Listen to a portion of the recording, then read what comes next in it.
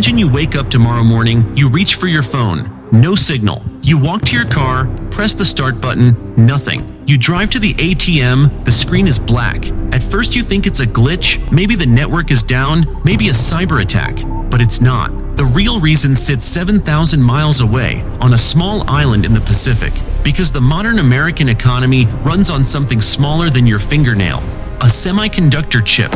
And most of those chips are not made in the United States. They're made in one place, Taiwan.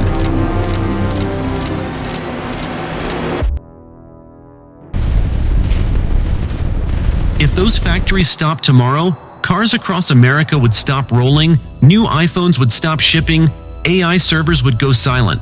Not because the technology disappeared, but because the supply did.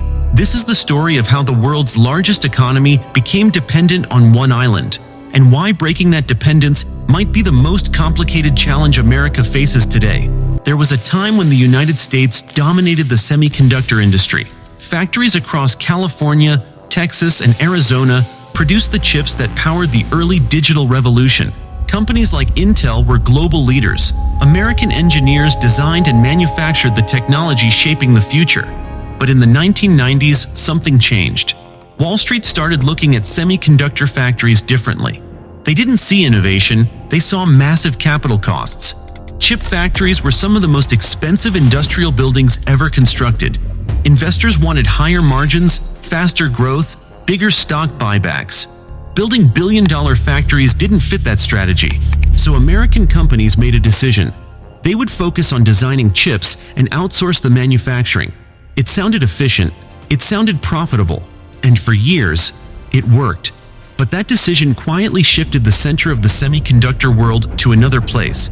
A man named Morris Chang founded a company called Taiwan Semiconductor Manufacturing Company. His idea was simple. You design the chips, we'll build them. Silicon Valley embraced the model, and slowly, the world's most important industry began moving to Taiwan. Over the next 3 decades, something extraordinary happened. TSMC became the global factory for semiconductors. Technology companies across the United States sent their designs there. Phones, gaming chips, AI processors, even components used in advanced defense systems. Today, Taiwan produces the majority of the world's semiconductors. But the real power lies in the most advanced chips, the ultra-tiny processors used for artificial intelligence and high-performance computing. Taiwan manufactures over 90% of them. For the global tech industry, there is essentially one address on the planet, which raises an uncomfortable question. What happens if Taiwan stops? Some government simulations suggest the economic shock could reach $2.5 trillion for the United States alone. An economic disruption comparable to the worst crises of modern times. Not in decades, in months. Supply chains would freeze, factories would slow, technology companies would scramble for alternatives that simply don't exist yet. For years, Washington underestimated this vulnerability, until supply chain disruptions during the COVID era exposed how fragile the system had become. Car factories across the United States paused production. Dealerships ran out of inventory. Prices surged. Suddenly, the semiconductor supply chain wasn't an abstract economic issue. It was a national security concern. That's when political leaders started pushing for change. One of the most aggressive voices came from Donald Trump. Trump approached the semiconductor issue differently than previous administrations. Instead of quiet diplomacy, he used economic pressure. The message was simple. If chip companies wanted access to the American market, manufacturing would need to return to the United States. Tariffs became leverage. Market access became negotiation power. And the global semiconductor industry began to shift. In the Arizona desert, one of the largest industrial construction projects in modern American history began to rise. A massive semiconductor complex. Cranes, steel structures, miles of piping and clean rooms designed for atomic-scale manufacturing. TSMC committed more than $165 billion to the project.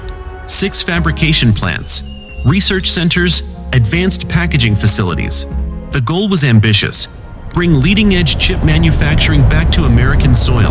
But building a semiconductor factory isn't like building a car plant. To manufacture the smallest components in the world, you need enormous infrastructure.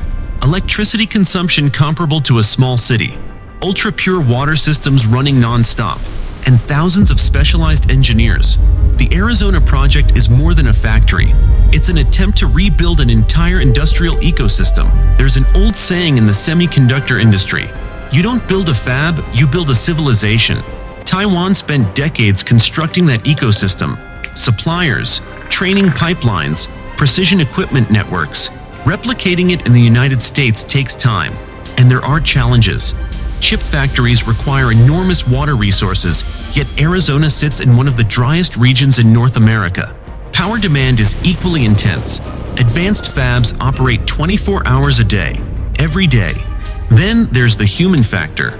Taiwan's semiconductor culture developed around extreme dedication and long working hours.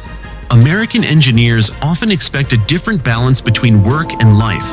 None of these problems are impossible, but they are complicated, and solving them will take years. Taiwan's semiconductor dominance created something analysts call the Silicon Shield. The idea is simple.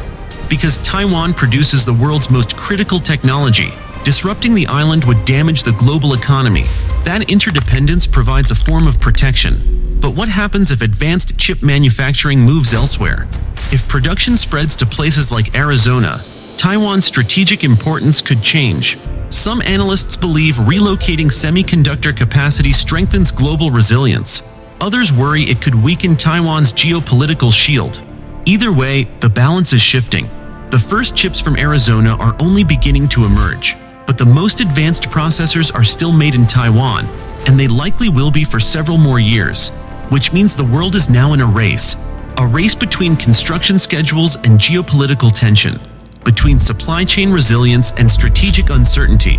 The Silicon Age isn't ending, but its geography is changing. Factories are rising in the desert, supply chains are being rebuilt, and the future of the global technology economy may depend on how fast that transformation happens. Because right now, the tiny silicon brains powering the modern world still come from one island. And until that changes, a surprising amount of America's future depends on what happens there.